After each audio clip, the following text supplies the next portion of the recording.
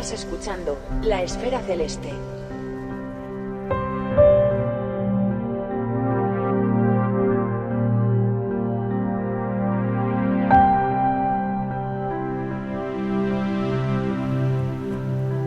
Hoy hablamos en profundidad de los muchos ámbitos de colaboración entre astrofísicos y astrónomos amateur. Y lo hacemos con un buen conocedor de este tema, el astrofísico y astrónomo amateur en su tiempo libre, Ángel López Sánchez.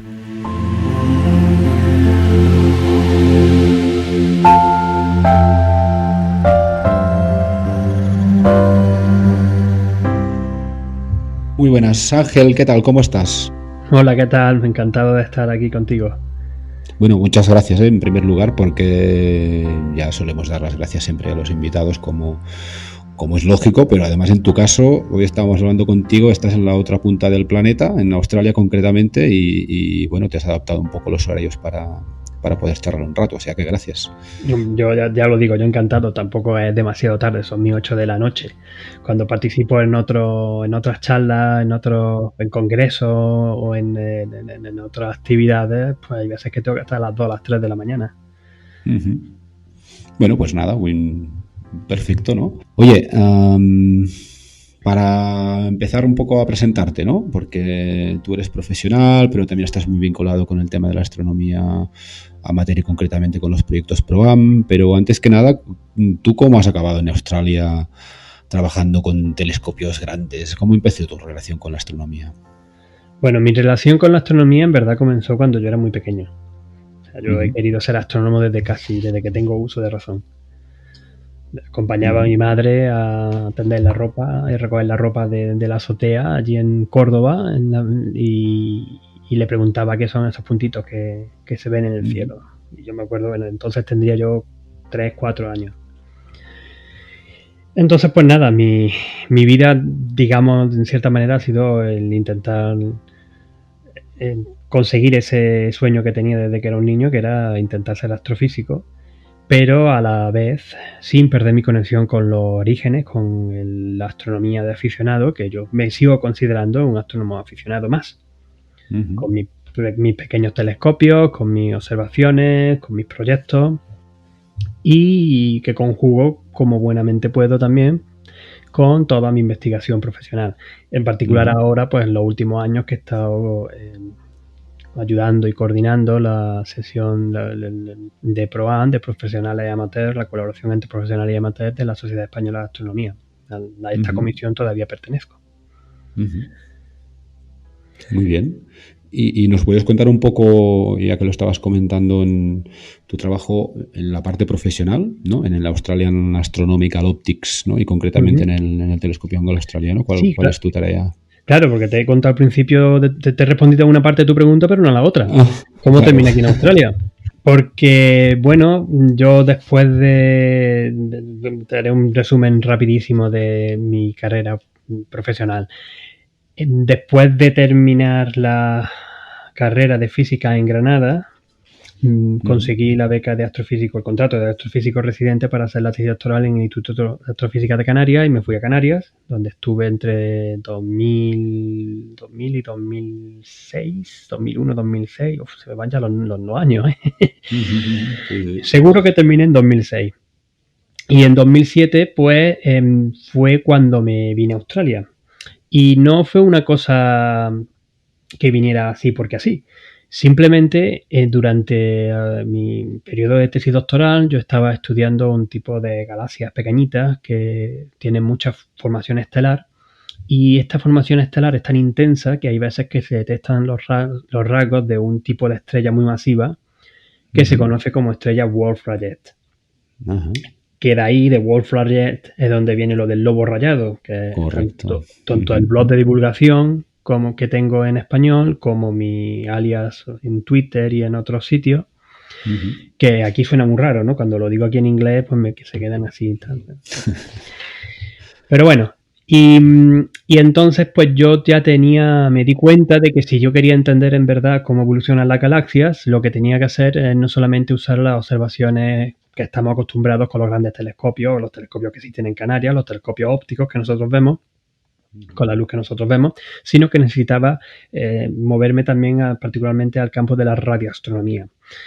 Observar con los radiotelescopios el gas difuso, el hidrógeno neutro atómico que existe en la galaxia y entre las galaxias, porque así es como mejor podemos encontrar muchas veces las interacciones entre galaxias, que era una de las cosas que yo estaba buscando, que fue al final lo que también encontré en mi tesis doctoral, que casi todas las galaxias que estaba mirando, estas pequeñitas que parecían eso, una galaxia enana formando muchas estrellas con estos rasgos raros, cuando los mirabas con detalle, con observaciones en óptico, en infrarrojo, con observaciones en radio, con espectroscopía y con muchas otras técnicas, pues encontraba rasgos evidentes de que existían interacciones de galaxias pequeñitas, todavía más pequeñitas, objetos más pequeñitos que estaban chocando y haciendo estos fuegos artificiales. Entonces, pues ya me había puesto en contacto con gente del CSIRO, de CSIRO, aquí en Australia, que es el equivalente al CSIC en España, que es el organismo, digamos, gubernamental que controla la ciencia.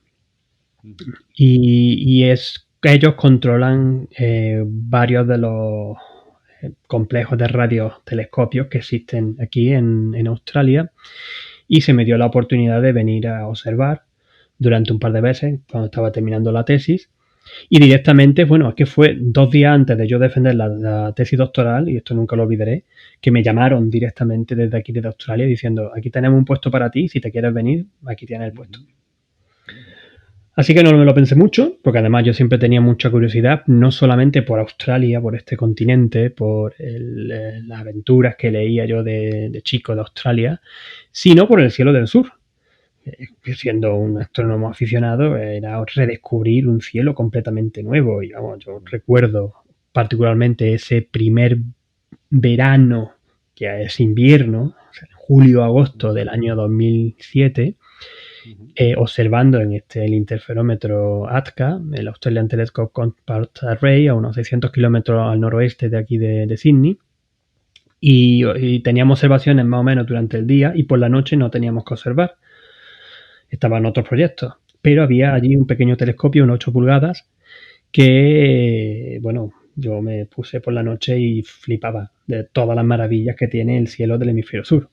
No me pude ni siquiera contener, podía poner la cámara encima del telescopio y estuve haciendo con mi primera cámara digital de entonces fotografía a las constelaciones, pero el seguimiento lo hacía yo manual, como lo había hecho de cuando era chico. O sea, miraba a través del telescopio con el ocular de máxima potencia, de máximo momento que tenía, y moviendo poquito a poco los dos mandos para conseguir que la estrellita estuviese en el sitio y pudiera durante 5 minutos, posiciones de 5 minutos. Muy bien. Y claro, ahora entiendo lo de astrofísico multifrecuencia, ¿no? Al final tú trabajas en diferentes ámbitos, ¿no?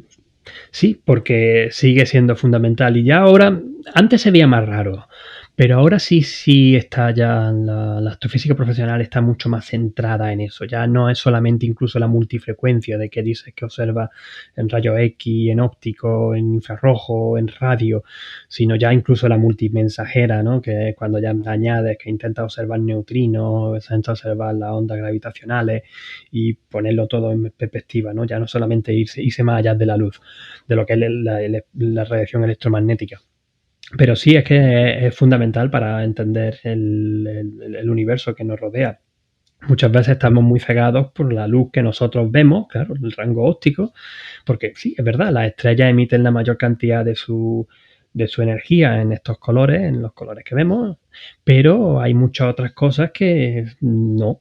Por ejemplo, el polvo se emite en infrarrojo. Las estrellas más masivas las va a ver brillar en ultravioleta. Los fenómenos más energéticos están asociados a explosiones de supernovas, centros de galaxias con núcleos activos, estrellas neutrones y cosas de estas, las va a ver en rayos X y en rayos gamma. Y el gas frío y difuso lo va a observar en las ondas de radio, que son las más largas. Entonces, claro, necesitamos todos esos pequeños piezas, yo a mí me gusta llamarlas las piezas de un puzzle, para poder de entender mejor, pues en mi caso, pues cómo las galaxias han evolucionado desde el principio de los tiempos, como al principio básicamente eran un amasijo de gas neutro hidrógeno que caía donde se encontraba una gran cantidad de materia oscura. Y eso pues empezó empezó a formar estrellas, y como las estrellas pues terminaron aglomerándose en galaxias, primitivas galaxias que chocaban unas con otras, se producía la evolución de las propias estrellas y enriquecían químicamente el medio interestelar, y bueno, y todo eso, vamos, un fenómeno, una cosa bastante chula, ¿no? Para entender al final, pues de dónde venimos. Claro. Y eso no lo complica. Es decir, entiendo muy bien que para determinados retos, ¿no? O estudio de algunos fenómenos, lo mejor sea trabajar con datos, ¿no? De diferentes frecuencias, ¿no? Que requieren técnicas o equipos distintos, pero con lo complicado que es, que siempre contáis, acceder a horas de observación, cuando te planteas trabajar en un ámbito que es multifrecuencia, ¿cómo gestionáis, ¿no? Esta diversidad de instrumentos, de fuentes de información? Pues sí, no te voy a negar que es complejo, sobre todo para gente que le gustan los detalles tanto como a mí. Que por ejemplo, yo cuando me mudé a Australia, mucha gente me decía: tú estás loco, pero con todo el conocimiento y todos los que tienes, todos los programas que tienes para analizar bien las observaciones en óptico, en infrarrojo, espectroscopía y tal, y ahora te vas a meter a hacer radioastronomía con estas cosas raras de la transformada de Fourier inversa y de estos datos tan raros conectando distintos radiotelescopios. Digo, sí, ya, pero es que quiero. Y para mí fue, no debo decir que fue como una segunda tesis doctoral, pero durante mi primer año aquí, pues tuve que aprender montones de cosas nuevas y de técnicas nuevas, pero es que me enriquecieron como conocimiento amplio de la astronomía, una barbaridad.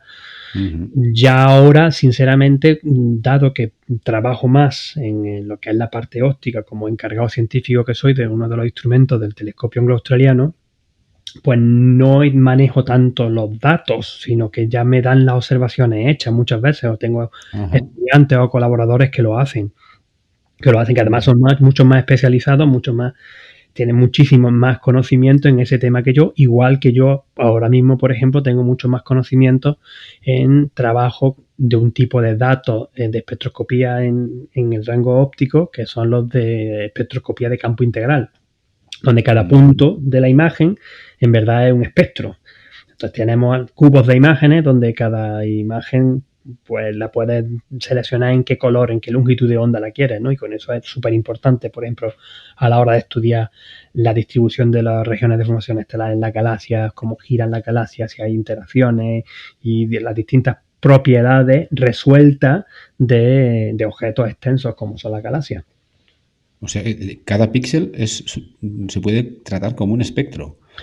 Sí, eso es una técnica que lleva ya usándose durante los últimos más de una década, 15, 20 años, fácilmente. Lo que ocurre es que antes pues solamente los tamaños eran poquísimos, eran por ejemplo 16 por 16 píxeles. Vale. Era una cosa muy pequeñita, ¿no? Lo que podía, y ahora sí tenemos pues cámaras muchísimo más grandes, como Koala, que es la que tengo aquí en el instituto, en el observatorio donde está el telescopio australiano, o Muse, que es la gran cámara de espectroscopía de campo integral en el VLT, en el gran telescopio de 8,2 metros de ESO en Chile, de que también proceso bastantes datos. Y claro, es un nuevo mundo, y es el análisis de esos datos, por ejemplo, es mucho más complejo que lo que aprendimos a hacer en observaciones rutinarias en radio. Por supuesto, cuando te vas entre los detalles de los nuevos, cómo consigues los datos de estos nuevos radiointerferómetros que se están construyendo tanto aquí en Australia, el ASCAP, el Australian Square Kilometre Array, como el MERCAT que está en Sudáfrica, para hacer el gran radiotelescopio en el futuro, el SKA, pues obviamente son muchísimo más complejos, porque es que tienen una enorme cantidad de datos que recopilan por segundo. Claro. Pero sí, muchas veces cuando ahora que también se está poniendo muy de moda lo del Big Data, los astrónomos fuimos los primeros. O de los primeros en tener esto del Big Data. Muy bien.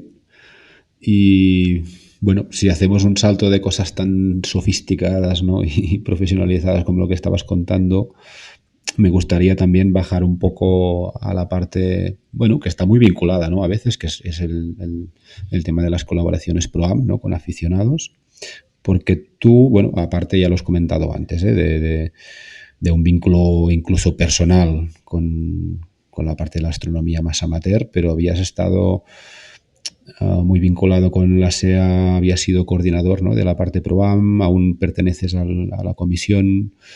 En concreto, ¿qué trabajos se desarrollan en este equipo? Bueno, la idea principal tras la comisión ProAm de la SEA es intentar poner en contacto tanto astrónomos aficionados que puedan realizar observaciones útiles, científicamente útiles, a proyectos de investigación que realizan astrofísicos profesionales. Porque, bueno, es que si hay una ciencia ahora mismo en la que la frontera entre quién es un profesional y quién es un aficionado, que sobre el término de amateur o aficionado hay mucha polémica. Para mí, cualquier persona que no sea profesional, pero que le guste la astronomía y que haga observaciones astronómicas con sus propios telescopios, es aficionado. Y ahí me englobo a todo el mundo, aficionado a amateur. Pero hay mucha gente que le gusta hacer la distinción. Pero bueno, a lo que iba, no me disperso. Hay muchísimas cosas que los astrónomos aficionados pueden contribuir. Desde observaciones de los planetas, sobre todo los planetas gigantes, de observaciones de estrellas dobles, de estrellas variables, las observaciones de meteoros, pues yo que te iba a contar, o de cometas, ahora que tenemos el Neowise tan famoso, que espero que lo estéis disfrutando del hemisferio norte, porque desde aquí todavía no se ve. Está muy bajo, ¿eh? Ya, pero bueno, algunas imágenes chulas estoy viendo. Sí. La búsqueda, por ejemplo, de supernova, y no solamente búsqueda de supernova, sino ser capaz de sacarle las magnitudes, sacarle los brillos al paso del tiempo. Y bueno, también proyectos de estos de calidad de cielo, de medir la contaminación lumínica e incluso, y es otra cosa que sí me gustaría contaros un poquito más si queréis, el tema de la espectroscopía, pero ya por los propios astrónomos aficionados. Este es un campo a lo mejor poco desarrollado, ¿no? Aún. Poco desarrollado porque, por supuesto, tiene un nivel más alto de complejidad en lo que supone la interpretación de lo que estamos viendo, ¿no? De conseguir un espectro de un objeto, de una estrella, de una nebulosa o normalmente de una estrella de la galaxia. Pero supone un salto cuantitativo enorme y yo ya lo voy diciendo y lo llevo diciendo muchas veces, que los astrónomos aficionados muchas veces no se están dando cuenta del potencial que tienen con ello. Y los astrónomos aficionados, los astrofísicos profesionales no lo saben, muchos de ellos no lo saben que pueden llegar a hacer estas cosas. Pero ya hay un grupo bastante interesante de astrónomos aficionados en España que está realizando observaciones muy, muy buenas. Y ojalá, a mí mi idea sería, de hecho, coordinar algún tipo de ese tipo de observaciones, porque hay muchos proyectos interesantes que se pueden hacer, aparte de típico de, bueno, vamos a observar distintos tipos de estrellas y vamos a ver las distintas líneas de absorción, distintas características que tienen en los espectros. Los espectros es la descomposición de la luz en todos los colores, ¿no? Entonces, del azul hasta el rojo, ¿no? El arco iris. Y ahí, si consigues decodificar el espectro de una estrella, pues vas a encontrar que no es continuo, sino que aparecen unas bandas, unas líneas, y con eso pues se pueden saber clasificar espectroscópicamente la estrella, y así pues dices, pues esto es una estrella de tipo O, una estrella de tipo B, que ve unas bandas de hidrógeno y poco más. Pero luego si ves estrellas más evolucionadas, tipo M, o tipo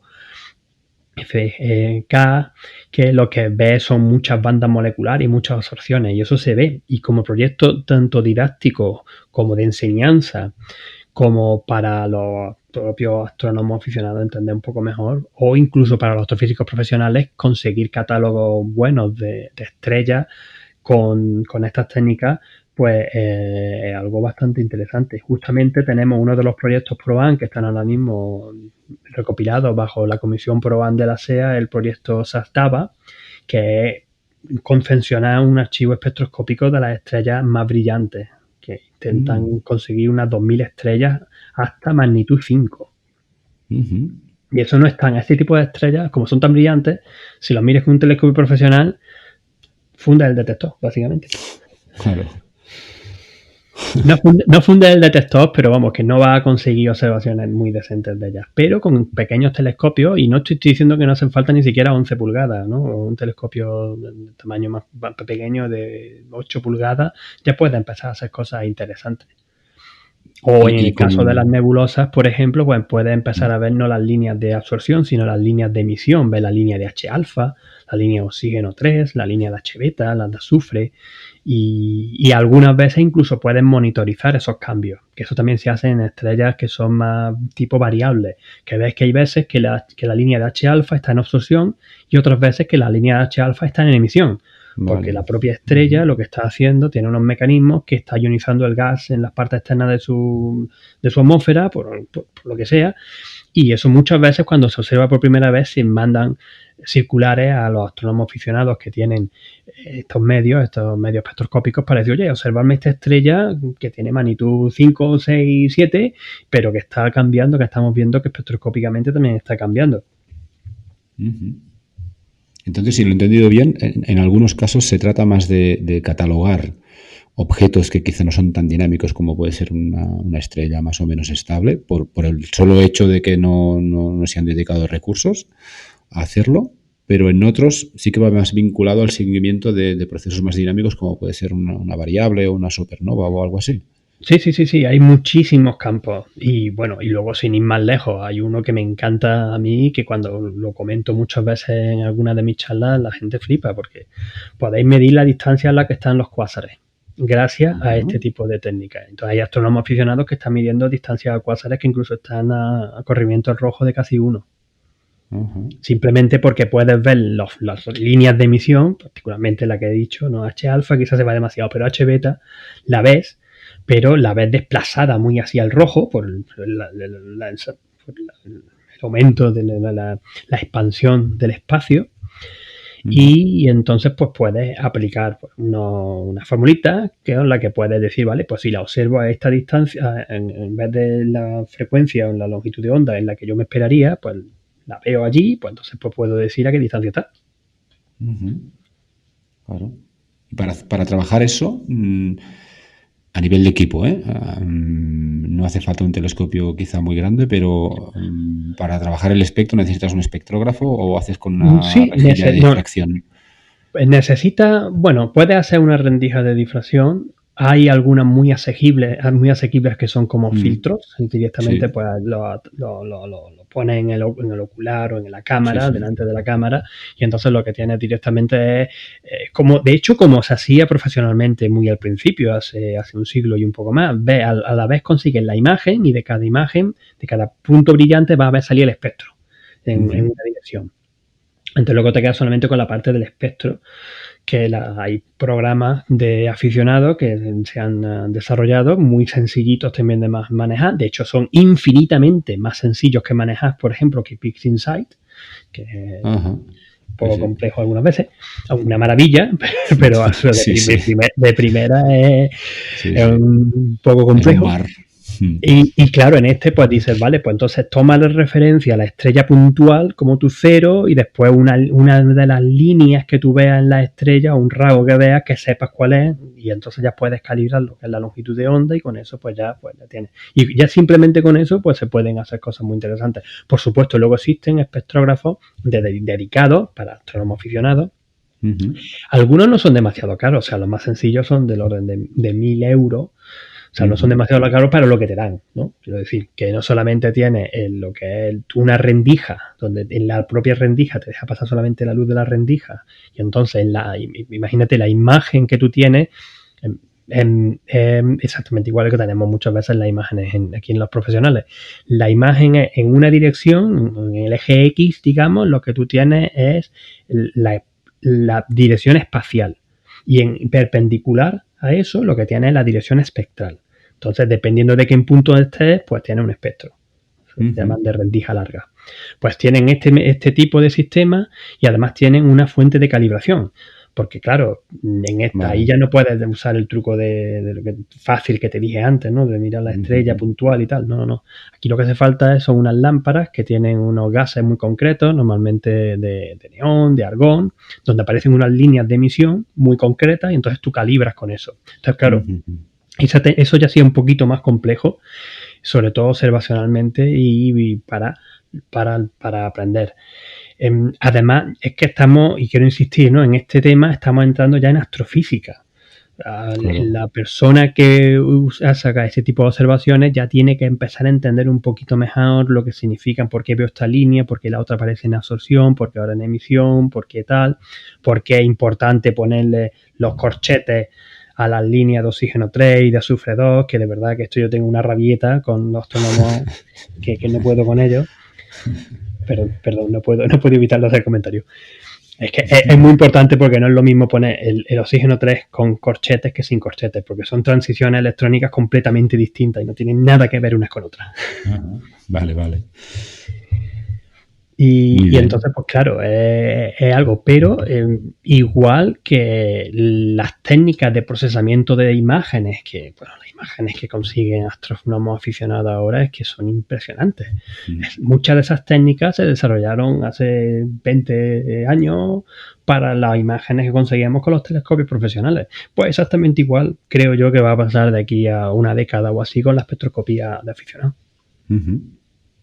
Súper interesante. Y a nivel, ya no hablo del panorama español, sino a nivel mundial, tú que estás conectado, ¿hay otros campos en que estén un poco así en boga o en una fase de innovación, ¿no? Incluso en el momento en que pasan a amateurs?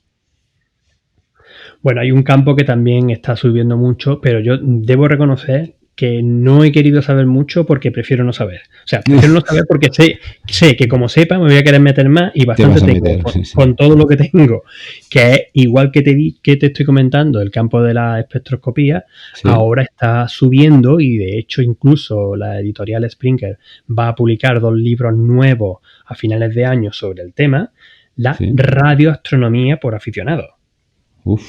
Donde los propios astrónomos aficionados construyen sus propias antenas en donde detectan desde la señal de la Vía Láctea a señales de púlsares, pues detectan montones de cosas, ¿no? Aquí el tema de equipo ya debe ser un poco más complejo, ¿no?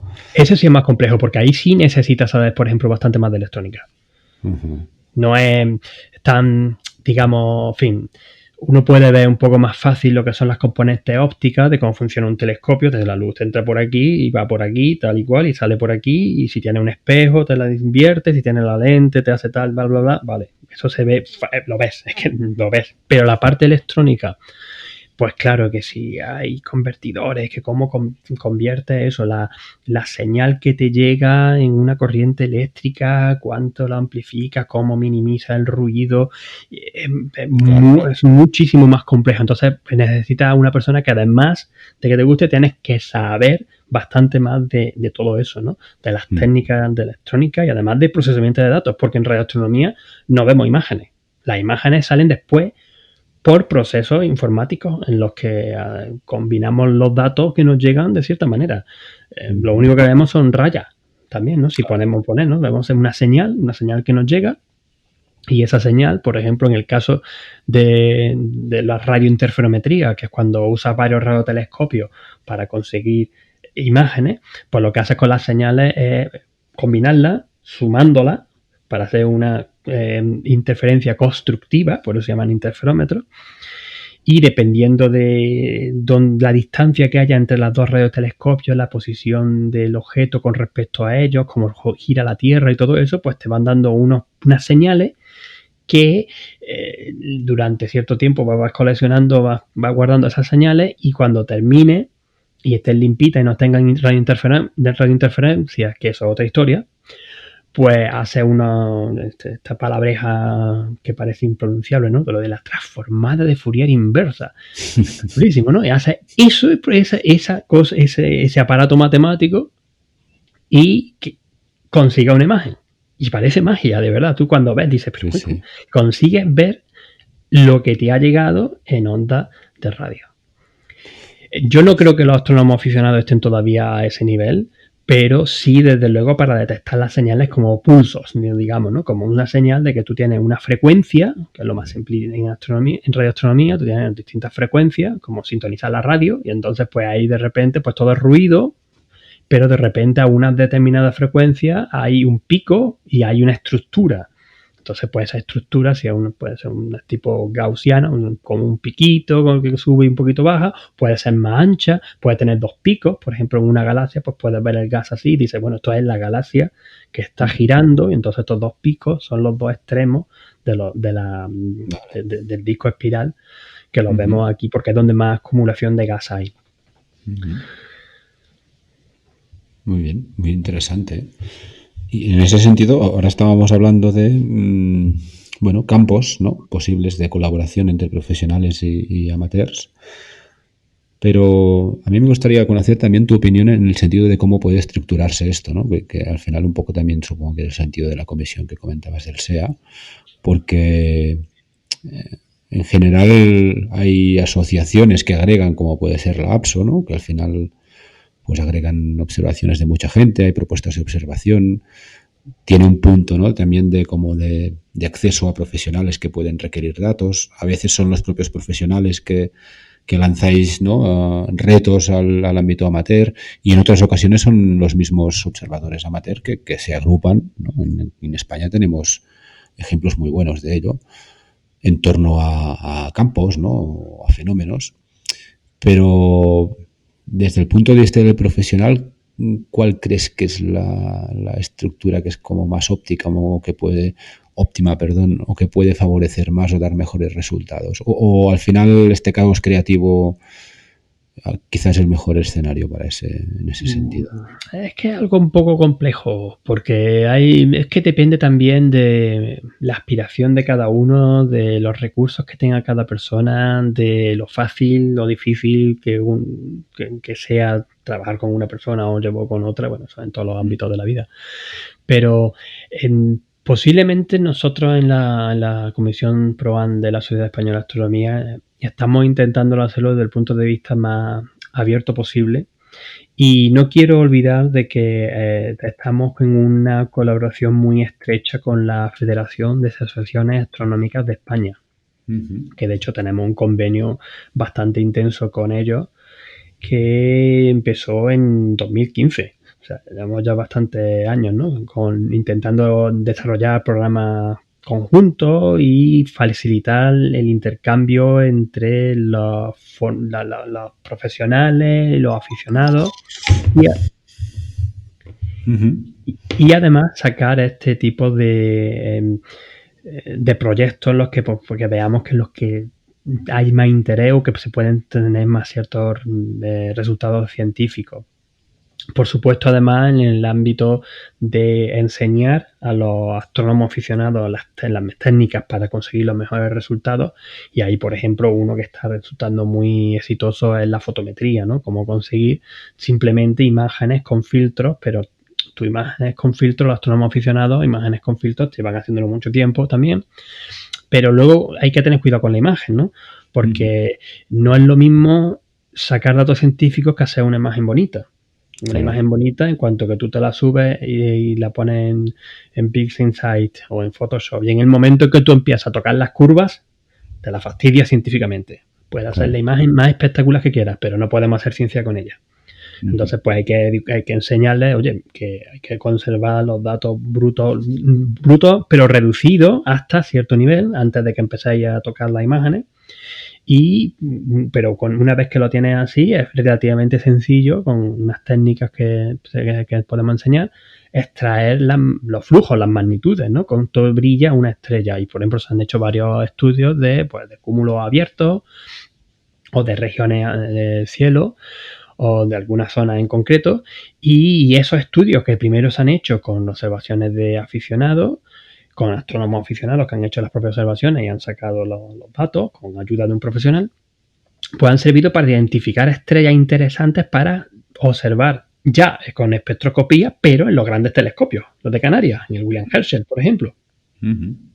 Entonces, eso sí se ha hecho. El otro de los proyectos que a mí me encanta particularmente, porque se llevaba pensando durante un montón de tiempo, pero ahora son precisamente los astrónomos aficionados los que pueden hacerlo mejor, es apuntar a una zona del cielo, una galaxia particularmente, y echarle todo el tiempo que puedas, todas las horas que puedas. Y cuando te das cuenta, pues ves la galaxia muy bien. Y no solamente que ves la galaxia muy bien, sino que empiezan a aparecer estos rasgos de interacción, estas colas de marea, estas especies de conchas, una estructura que nos hablan del pasado que ha tenido la galaxia, acretando materia, comiéndose galaxias enanas y cosas de esas. Sin ir más lejos, precisamente un estudio de este tipo fue el que recibió el primer premio Javier Gorosabel de la colaboración ProAm, que lo otorgamos a la mejor colaboración entre astrofísicos profesionales y astrónomos amateurs, y fue a dar para David Martínez Delgado, un compañero cordobés, amigo de toda la vida de la agrupación astronómica de Córdoba en aquellos tiempos, hace muchos años, que estudiaba las colas de marea en galaxias. El premio fue dado también a Ricardo Hueso, que hoy lidera internacionalmente y particularmente también en España la observación de planetas en el sistema solar, particularmente Júpiter, también Saturno, pero sobre todo Júpiter, en busca de impactos que puedan surgir por un cometa, un asteroide o un trozo de piedra que le cae, que muchas veces, y de hecho casi todos han sido descubiertos por astrónomos aficionados. Nosotros no solemos mirar a los Júpiter con un telescopio profesional casi nunca. Claro. Son los astrónomos aficionados los que hacen imágenes todos los días. Bueno, sin ir más lejos, la emisión Juno se basa siempre en las imágenes, en las observaciones que dan los astrónomos aficionados de todo el mundo para decidir dónde va a apuntar cada vez que sobrevuela Júpiter. Muy interesante. Y cuando estabas hablando un poco de que una de las labores, ¿no?, que se hacían desde la SEA era aportar un poco esta aproximación metodológica, ¿no?, porque para que se puedan sacar datos de las observaciones, y al final aquí interviene pues desde los filtros, la calibración, ¿no?, procesos. En ese sentido, claro, eso son técnicas que se han adoptado en el ámbito aficionado o amateur, como lo queramos llamar, ¿no?, provenientes de la técnica profesional. ¿Cómo crees que va a avanzar esto? Porque al final, como la tecnología avanza tanto, hay algunos, es que no sé si son componentes técnicos, está más vinculado a la tecnología, son técnicas. ¿Qué crees que en los próximos años podemos ver aplicados en el ámbito profesional o ProAm? Bueno, hay uno que me viene rápidamente a la mente, que es lo que estamos viendo evolucionar en las últimas décadas. Que tenemos cada vez mejores cámaras claro, que son mucho más sensibles a la luz. Vamos, ¿quién te iba a decir o quién no iba a decir hace, no te digo 20 años, 10 años, sí, que ahora con el móvil, algunos móviles sean capaces de sacar las estrellas perfectamente, la Vía Láctea, y bueno, y puedes hacer simplemente poniendo el móvil a pulso sobre el ocular, puedes conseguir una imagen desde la Luna que te caes para atrás. Sí. O sea, yo creo que simplemente con eso, con unos campos, unas cámaras que sean más sensibles, que tengan un tamaño más grande, y lo estamos viendo, o sea, lo estamos viendo continuamente. Yo lo estoy viendo mucho también, cómo están avanzando estas tecnologías aplicadas al mundo amateur, en el que, bueno, ya no solamente que tenga los filtros estrechos, y hay veces que tienes filtros estrechos súper estrechos, con los que puedes aislar mejor, por ejemplo, la emisión de NH-alfa o la de oxígeno 3 con corchetes, con la que incluso si estás en una ciudad con contaminación lumínica puedes hacer observaciones, o si estás con luna llena puedes hacer observaciones. Yo, de hecho, desde aquí, 15 kilómetros del centro de Sydney, no tengo mal cielo para estar en una ciudad de 4,5 millones de habitantes. Eso va a empezar. Pero tampoco es el cielo del centro de Australia, de donde está el observatorio, ¿no? Tengo una magnitud límite a simple vista 4,5. Pero aún así, con mi telescopio de aficionado y mi filtro de H-alfa, bueno, consigo unos detalles de las nebulosas que yo no habría soñado tener con un telescopio de 80 milímetros en mi vida. Claro. Pues eso va a seguir avanzando. Va a avanzar eso, va a avanzar también que los conocimientos en espectroscopía posiblemente vayan aumentando. Y lo otro que va a avanzar mucho es el tratamiento de datos. El tratamiento de datos, el análisis de estos grandes datos, de cómo consiguen mejores imágenes y mejores observaciones, aumentando o disminuyendo el ruido y las distintas técnicas que hay para poder ser muy efectivo a la hora de realizar observaciones. Hay astrónomos aficionados que se han programado en Python, en un lenguaje de programación, sus propios secuencias de observación. Entonces ellos, pues nada, preparan el telescopio y lanzan la secuencia al principio de la noche y se van a dormir. Y el telescopio pues está allí consiguiendo sus datos con su cúpula, sus observaciones, se cambia sus filtros, hace sus exposiciones, cambia de objetos. Y además tiene una cosa de seguridad de que, oye, que si se nubla o se pone a llover, se cierra. Y a mí eso de los telescopios robóticos, eso también me parece una cosa, vamos, impresionante. Oye, una pregunta más que nada por curiosidad, a ver cómo lo ves tú, pero cuando hablábamos de cámaras y la evolución, ¿no?, evidente a nivel tecnológico, pero hemos visto que sobre todo ha tirado muchísimo en los últimos años, ¿no?, la astrofotografía, y eso se ha traducido en cámaras CMOS, básicamente. ¿Tú crees que a nivel amateur vamos a ver cómo se dejan de fabricar CCDs? Pues quizás pasa porque las CMOS cada vez están empezando a ser más versátiles y más asequibles. Y si llega un momento en que son también lo que se llama la eficiencia cuántica, ¿no?, que te dan mucho mejor resultado, pueden dar mucho mejor resultado, pues entonces posiblemente haya una transición. Y bueno, está pasando en muchas cosas, en muchos otros campos.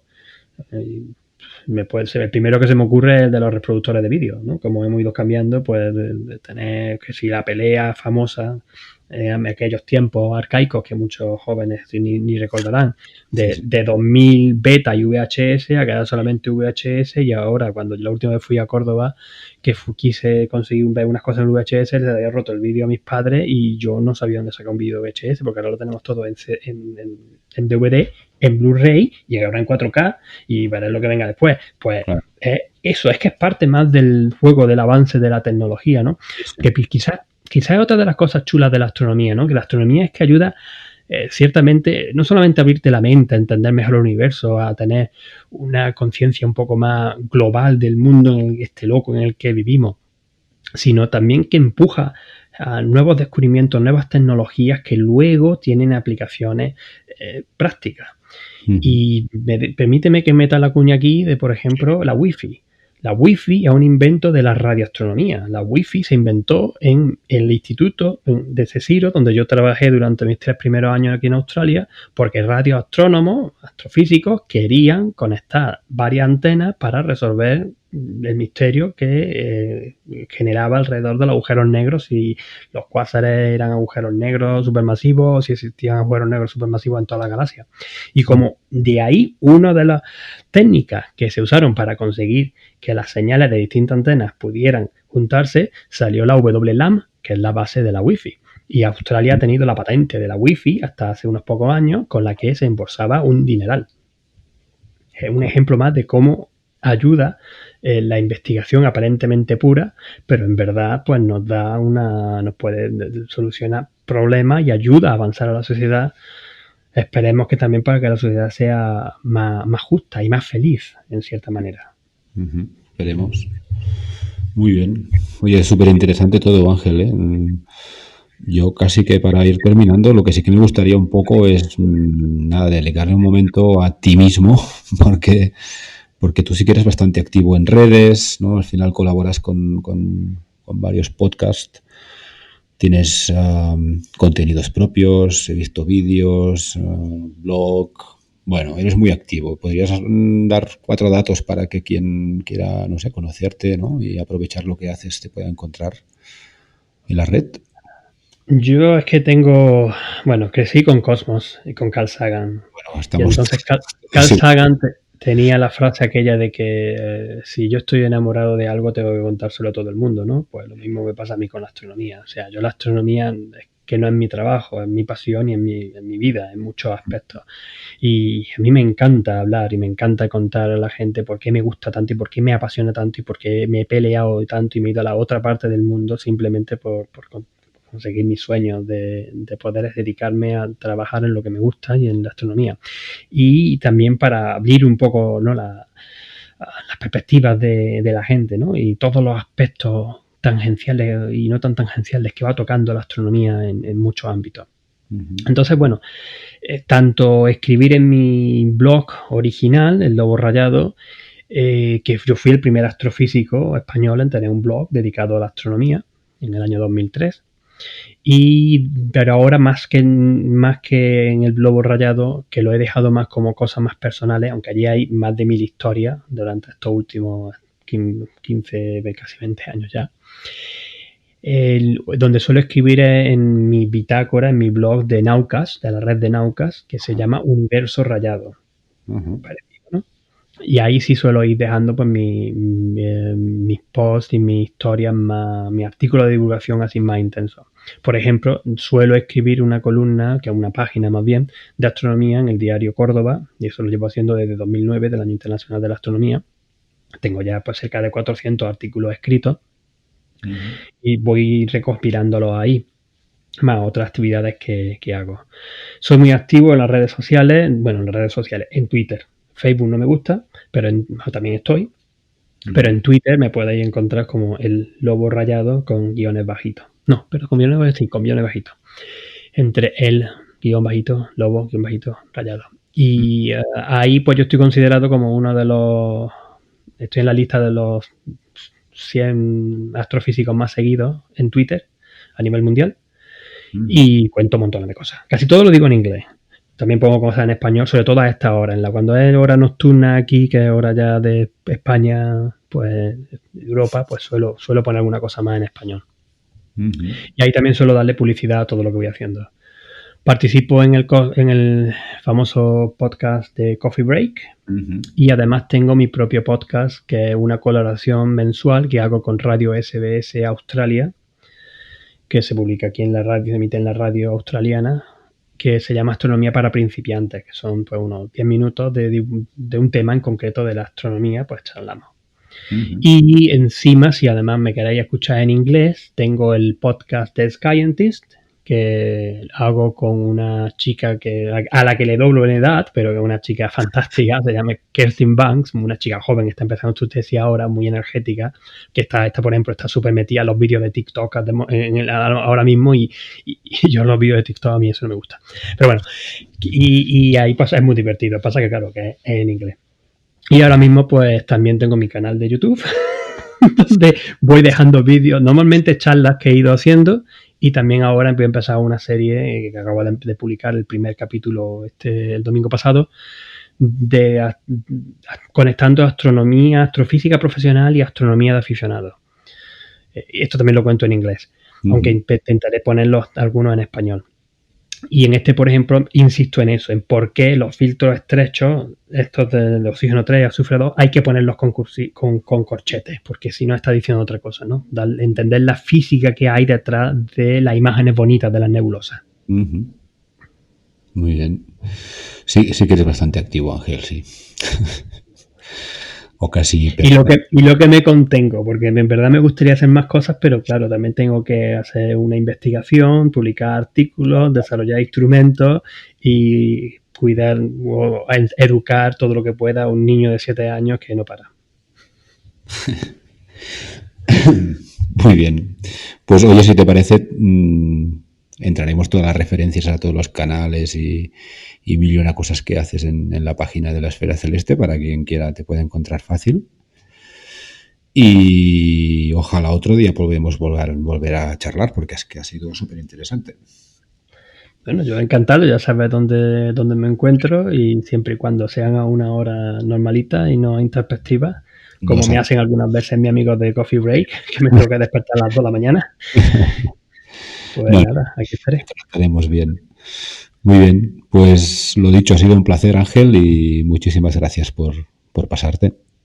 Igualmente, me ha sido muy grato hablar contigo y charlar un ratillo sobre todo esto. Pues un saludo. Venga, gracias, hasta luego. Hasta luego.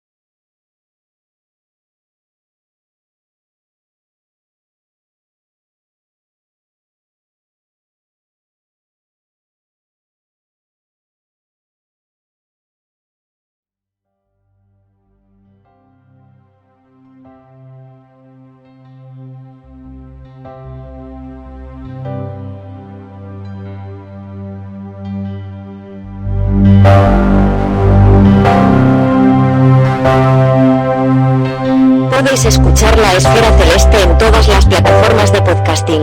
Encontraréis más información sobre todos los episodios y sus invitados en laesferaceleste.com. Muchas gracias por acompañarnos y hasta el próximo viaje.